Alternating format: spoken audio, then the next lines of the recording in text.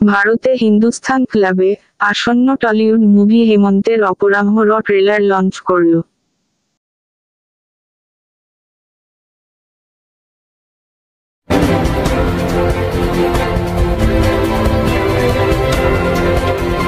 চব্বিশে জুন সোমবার বিকেল 5টায় শরৎ বোস রোডের সংযোগস্থলে হিন্দুস্তান ক্লাবে পুরস্কার বিজয়ী পরিচালক অশোক বিশ্বনাথন এর একটি নতুন চলচ্চিত্র হেমন্তের অপরাহ্ন ট্রেলার লঞ্চ করল।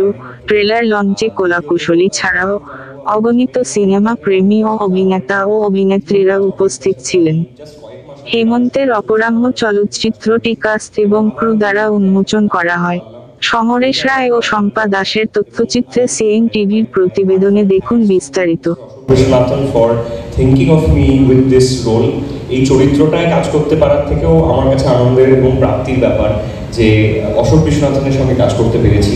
তার সিনেমা মানে একটু বড় হওয়ার পর আমরা যখন আমি প্রথম তার ছবি দেখি, কিছু সংলাপ কিছু বললাম, এবং সত্যি কথা বলতে অভিনয়টা কতখানি করতে পেরেছি না পেরেছি আমি জানি না, তবে সেটা আপনারা দেখে জাজ করতে পারবেন।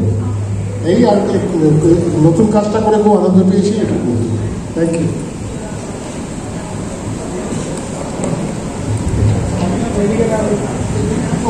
Now we'll go straight to the trailer.